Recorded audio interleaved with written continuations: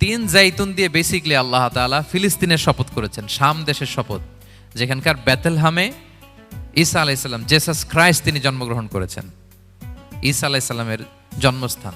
তাহলে তিন জাইতুনের শপথের মাধ্যমে মূলত আল্লাহ তাআলা ঈসা আলাইহিস সালামের জন্মস্থানের শপথ করেছেন, কারণ সেখান থেকে ওহী বিচ্ছুরিত হয়েছে, ওনার কাছে ইনজিল নাজিল হয়েছিল। এবং এই শামের মর্যাদার ব্যাপারে অনেক কথা আল্লাহর হাবিব সাল্লাল্লাহু আলাইহি ওয়াসাল্লাম তিনি বলেছেন। আল্লাহ রাসূল সাল্লাল্লাহু আলাইহি ওয়াসাল্লাম যখন মেরাজে যান, তখন মক্কা থেকে এই শাম দেশে ফিলিস্তিনের বাইতুল মাকদাসে রাসূল সাল্লাল্লাহু আলাইহি ওয়াসাল্লামকে নিয়ে যাওয়া হয়েছিল। এবং রাসূল সাল্লাল্লাহু আলাইহি ওয়াসাল্লাম প্রায় বলতেন, তুবা আলি শাম, শামের জন্য বরকত, কেননা ফেরেশতারা তাদের রহমতের পাখা শাম দেশের উপর বিছিয়ে রেখেছে। এবং তিনি বলতেন, ফিতনার সময় আলাইকুম বিশাম, তোমরা শামে যেও, শামে থেকো।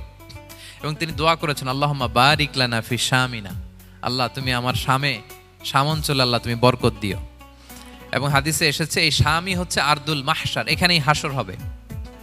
শাম অঞ্চলকে বিস্তীর্ণ করে এখানেই ময়দানুল মাহশার আল্লাহ তাআলা কায়েম করবেন, হাসরের ময়দান এখানেই হবে।